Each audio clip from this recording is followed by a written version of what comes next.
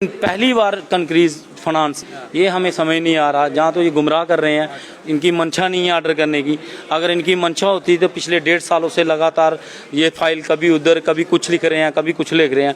अब हमें हमारी भी मजबूरी बन चुकी है, मजबूरन हमें अब 72 घंटे की स्ट्राइक पे जाने पड़ा। 10-11 तारीख को हमने एक दी थी, तो उस टाइम हमें 10 दिन का टाइम दिया मांगा था हमसे, हमने बल्कि 15 दिन का टाइम दिया आज जो समाप्त हो रहा है।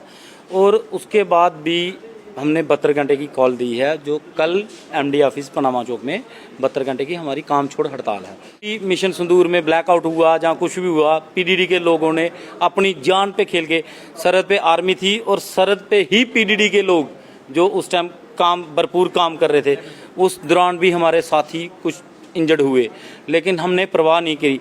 अब धीरे धीरे दीमक की तरह कभी कोई साथी मर रहा है, कभी किसी की बाजू कट रही है, कभी किसी की टांग कट रही है।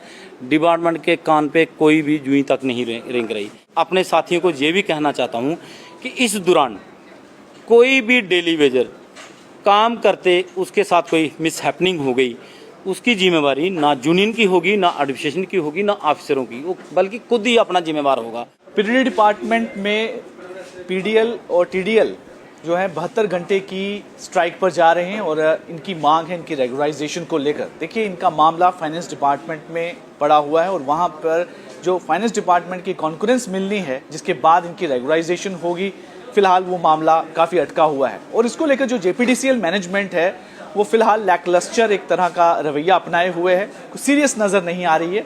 बार बार इन लोगों द्वारा उन्हें चेताने के बावजूद भी मैनेजमेंट फिलहाल इसको लेकर किसी तरह पे कि कोई भी काम करने को इस समय राजी नहीं हो रही।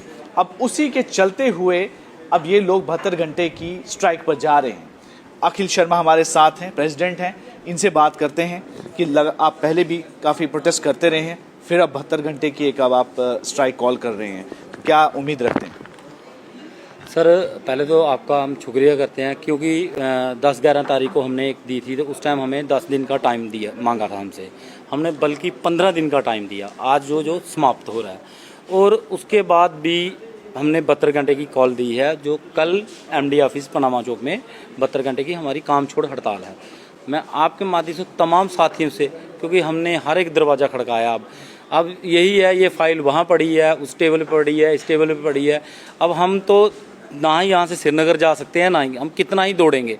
और ग्राउंड पे हम ही लोग काम करने वाले हैं, हम ही ग्राउंड के सिपाही हैं। आपके सामने जब एलओसी पे फायरिंग हो रही थी, उस टाइम भी पीडीडी का डेली वेजर ही काम कर रहा था। आपके सामने है कि जब भी मिशन संदूर में ब्लैकआउट हुआ, जहाँ कुछ भी हुआ, पीडीडी के लोगों ने अपनी जान पे खेल के, सरहद पे आर्मी थी और सरहद पे ही पीडीडी के लोग जो उस टाइम भरपूर काम कर रहे थे, उस दौरान भी हमारे साथी कुछ इंजर्ड हुए, लेकिन हमने परवाह नहीं की।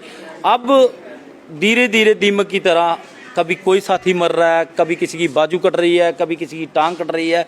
डिपार्टमेंट के कान पे कोई भी जूई तक नहीं रेंग रही। अब हमारी कोर कमेटी, हमने यूनियन लीडर तो बड़ी बार हमने स्ट्राइक की, अब आम पीडीडी के जितने भी सिपाही हैं, अब सबकी एक ही मांग थी कि जहाँ आर जहाँ पार। तो अब आपके माध्यम से मैं अपने साथियों को ये भी कहना चाहता हूँ कि इस दौरान कोई भी डेली वेजर काम करते उसके साथ कोई मिसहैपनिंग हो गई, उसकी जिम्मेवारी ना यूनियन की होगी, ना एडमिनिस्ट्रेशन की होगी, ना ऑफिसरों की, वो बल्कि खुद ही अपना जिम्मेवार होगा। और अब यूनियन भी एक स्ट्रिक्ट करेगी, और जहाँ भी कोई हमारा साथी काम करते मिल गया तो उसके साथ जो होगा वो उसको ही पता चलेगा उस टाइम भी, क्योंकि अब करो या मरो वाली है।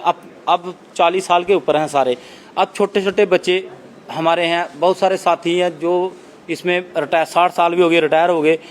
557 में ही 4 लोग मर गए हैं, उनकी मृत्यु हो गई। लेकिन इस बीच में ऐसा क्या मसला आपका? तो ऑलमोस्ट सारी फाइल रेडी होके सेक्रेटरीट में फाइनेंस डिपार्टमेंट के पास पड़ी हुई है, सिर्फ वहाँ से एक कॉन्फ्रेंस मिलना जो बाकी रह गई है। क्या इशू क्या है कि क्या आपकी मैनेजमेंट की तरफ से कहीं कोई है जो जानबूझ के इस इशू को हल नहीं होने दे? जो कंक्रीज वाला था, ये पहली बार ही ये कोई कंक्रीज वाला स्टाफ है फाइनेंस को जाना, बल्कि हमारी जो डीपीसी होती है, बोर्ड मीटिंग होती है, जब बोर्ड मीटिंग हो जाती है, बोर्ड मीटिंग में फैसले लिए जाते हैं, उस दौरान ही सारा कुछ हो जाता है। उसके बाद 22 में जो बोर्ड मीटिंग हुई थी, उसी दौरान लोगों ने ज्वाइनिंग डाल ली थी।